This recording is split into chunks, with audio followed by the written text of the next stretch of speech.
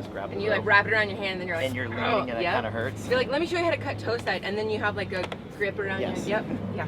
What's up, everyone? Shaun Murray here, and I'm gonna give you guys a little bit more of an in-depth look at the physics of riding. People have asked me in one of the videos I did, it's called The 3 Fundamentals of Wakeboarding. It talks about body position, stack up, connection, core being connected, leaning against the line. And people have asked, like, can you explain more about that connection? So I am gonna explain more there, but it's also some things I've started to realize even in my own riding, and as I'm doing more coaching, here's a way to really think about it. So when you're riding, you have push and you have pull, right? And our body is where that meeting of push and pull comes together. Don't mind all the lawnmowers in the background, sorry. So our body is where the connection happens, right? And so as we're getting pushed, you want to kind of see that as this line of this direction, right? And I wish I had like this dry erase board. So you have this line of push going away, and then you have the pull coming this direction. So I have this line, imagine seeing a line coming up through me, and then I have this line. Those two lines are gonna meet. That is the key of what I'm talking about. Here, as I'm like explaining this, is like the push comes up through here, and then it goes through here, right? Now, our connection happens here, but we still have the push going up through here. So when I'm having people just go through the basics of riding and getting around and even doing 180s, when you're going heel side, the push comes up through your body, and the connection, the power kind of is the lean against the line happens in between your shoulder blades. That's on heel side, right? So if you're right foot forward, it happens here, right in between both your shoulder blades. When you're going toe side, what happens is it goes from in between your shoulder blades, and then it starts to go over into this shoulder, right? So imagine that V is now over here. What happens is sometimes as we start to get that V a little bit out of form. Now you can get low, but what you're doing is you want to compress that V. Does that make sense? It's if we get kind of ahead of the line, that's when we feel, for me, switch toe side. If I'm going right foot forward, if I get ahead of the line, that is when that V does not come and meet strong through the handle. So what I want to do is I want to make sure that I'm getting that line coming up through here to this shoulder and going this way. So switch toe side is the best example for me of I've got to really be intentional about making sure that I'm leaning against the line and getting that power through this direction. Heel side in between both of my shoulders and not getting ahead of it, not getting behind it. If you're ever jumping heel side and you feel like, uh-oh, it's this way, you're getting ahead of it, and that V is not meeting you back here. It's actually starting to get on your front foot. If you ever loop out, like you don't feel it going through you, you're getting it back to your back shoulder. So I don't know how much that really makes sense, but essentially just feel that go all the way up through your body and into the rope. Heel side in between both shoulders. Toe side, it goes into this back shoulder.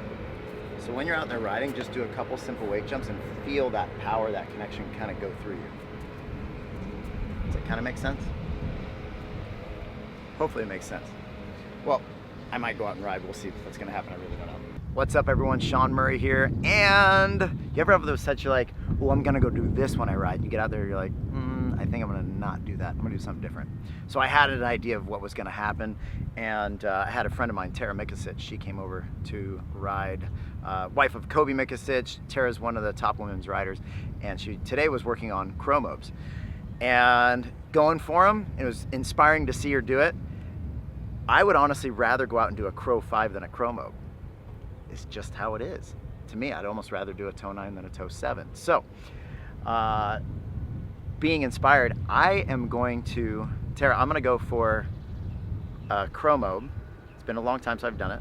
And maybe even a Skeezer. That's a switch Crow Mobe. So you come in switch toe side, front side 360. So these are front roll, front side 360, and that's what I'm going to go for today. Rope throwing trick. Don't throw the rope to someone, okay?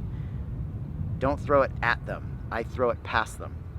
I also see people rodeo lassoing the thing. Don't do that. You can smack your boat or not be as accurate. Grab, I like to grab the triangle if you have a T-handle like mine, like this. Hold it there and make sure that the coils are not going to wrap on someone or yourself. Don't throw it at them. Throw it past them.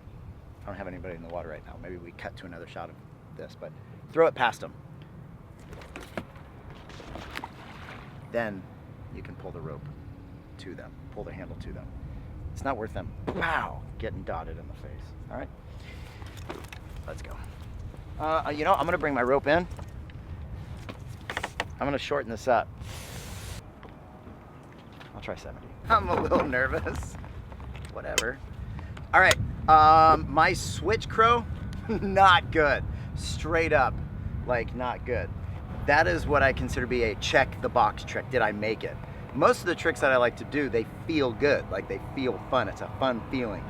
The switch crow, I really haven't gotten it there. So if I get it done, that's the fun part. There's different tricks that you do on the water. You have the ones that feel fun, and you have the ones like, I made it. You know, it's like, and it's an accomplishment. So that's my switch crow. So the Skeezer, Switch Crow Mobe, let's see how she does.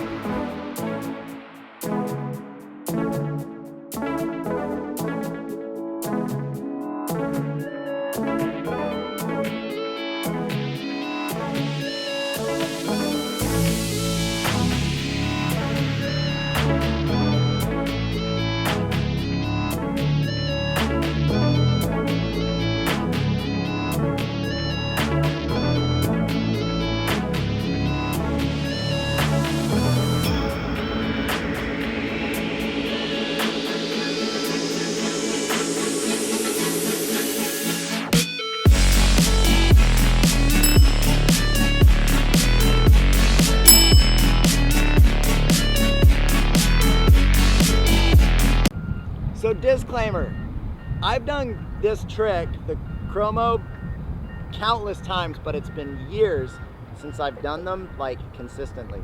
I did it not long ago, short line, slow speed. We're kind of going shorter line, slower speed. But Crow Mobe, still, head game. Skeezer, that's a switch Crow Mobe. I've done way less than 10 lifetime. Maybe closer to like 5. So let's see.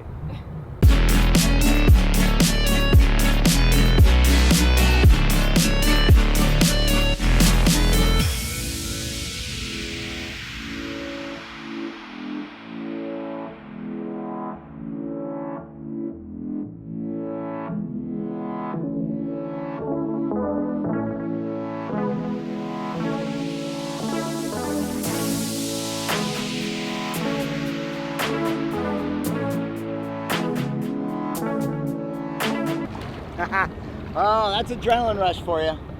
My hands are tingling. It wasn't great. The switch crow wasn't great, but Tara, what you just said about dropping that shoulder, that allowed that wedge, basically that triangle, to get behind the board rather than when I'm open, it's ahead of my board. So it only pushes my board out rather than up. Still scared.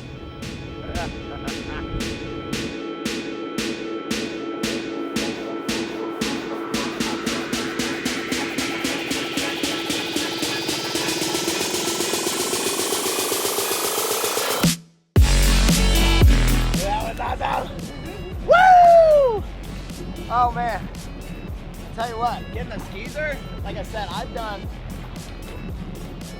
less than, for sure less than 10, probably closer to 5. So we're still under double digits. That felt good. That was awesome. Tara, thank you very much. Always thank your driver. Thank you guys for watching.